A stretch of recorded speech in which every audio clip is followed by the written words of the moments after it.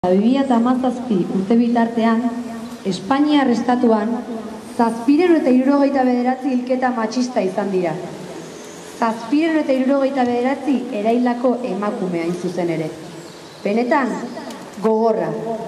Sarraskiak ez du etenik.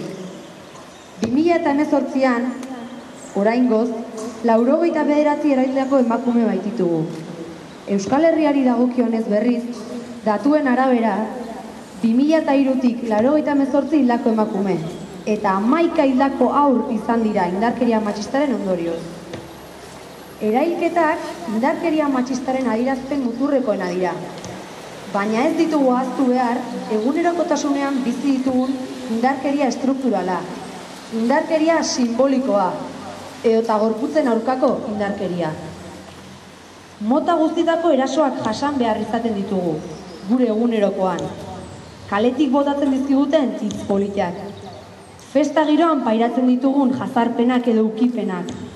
Lan munduan jasotzen ditugun irainak edo mespretsuak.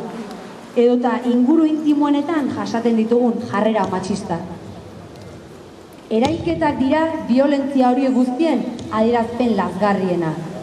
Sin lugar a duda, la violencia contra las mujeres constituye la máxima manifestación de la desigualdad entre hombres y mujeres. Y en ocasiones ni siquiera es autopercibida por nosotras mismas, puesto que la normalización y la asimilación sistemática prevalecen en nuestra sociedad. Testuinguru gordin honetan, injustizia dugu jaun eta jabe, injustizia patriarkala. Emakumeak momentu oro gara epaituak, gizarteak epaitzen gaitu, salaketa bat jartzen dugunean, prozesu judizialetan berriz, gure sinesgarritasuna ezbaian jartzen da. Eta erasotuen berbiktimizazioa sustatzen da. Era berean, ezin dugu komunikabideen papera albo batera utzi. Izan ere, hedabide hegemonikoek erasoi eta erailketei ematen dieten trataerak kasu askotan erasotua babesgabetu eta bere duintasunarekin akabatzen du. Desde los gobiernos y las fuerzas de seguridad señalan la necesidad de denuncia, pero a la vez presenciamos cómo las mujeres son consideradas las responsables del escenario, asumiendo como normal la violencia de los hombres, dejando cabida a los impulsos masculinos y violentos. Egunak joan, egunak etorri, violentzia matxistak presente dirau. Baina bien bitartean emakumeak ez daude itxu, mutu edo gor. No nos conformamos con concentraciones y minutos de silencios. Y sabemos que luchar contra la violencia machista implica luchar en muchos frentes. Por eso queremos incidir en el sistema y hacer tambalear el patriarcado. Horretarako gizarte osoaren implikazioa behar dugu. Bakoitzak bere betekizuna, erantzukizuna bete dezan. Justizia! Indarkeria matxistak instituzio eta gobernuetan funtsezko lehentasun bat izatea nahi dugu. Behar diren baliabideak eskura jarriz, eta salaketen kasuan erasotuen integritate fisiko eta psikikoa bermatuz, eta beharrezko baldintzetan erreparatuz. Hala, arduradun politikoek eskura jarri behar dituzte zerbitzu eta tresnak komunitateko violentziak eta gatazkak kudeatzeko helburu.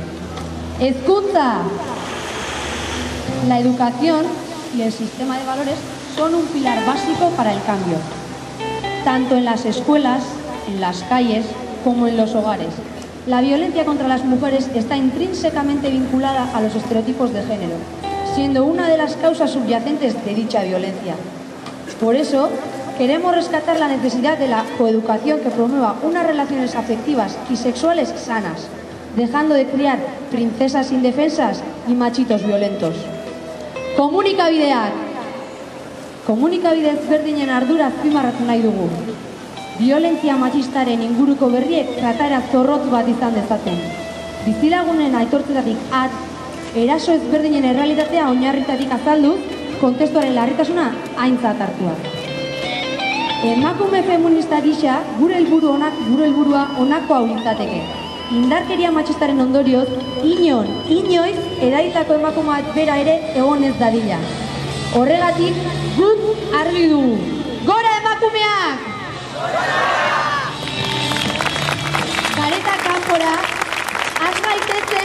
guztion artean indarkeria matxistaren aurkako borobil bat osatzen. Os animamos a todos y a todas a formar parte de este círculo contra la violencia machista. Animaros los que estáis viendo, por favor. Entrar en el círculo. Vamos a acabar todos juntos. Animaros al círculo. Sartu barura, animatu guztion artean. Guztion, amaituko dugu honekin.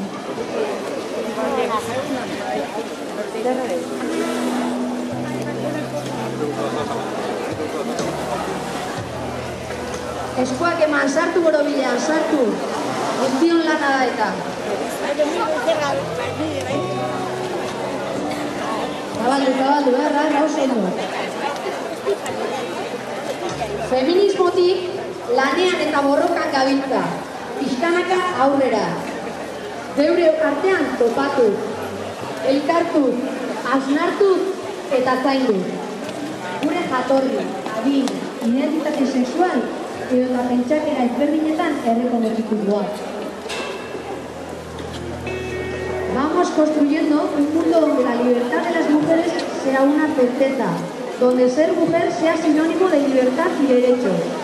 Etorkizuna eraikikoak, indarrak gehitu, alternatibak eraiki, autodefentsa feminista aldarrokatu, harremanak birpentsatu.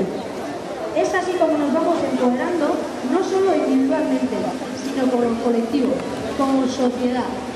Hoy, 25 de noviembre, Día Internacional contra la Violencia hacia las Mujeres, reivindicamos nuestro total compromiso con una sociedad justa y libre, donde ninguna niña o mujer sea agredida por ser mujer. Gaur, azarako 25, emakumeenganako indarkeriaren aurkako nazioarteko egunean, neska eta emakume erasoturik egongo ez den gizarte justu eta aske baten aldeko konpromisoa aldarrikatzen dugu. Gora borroka feminista!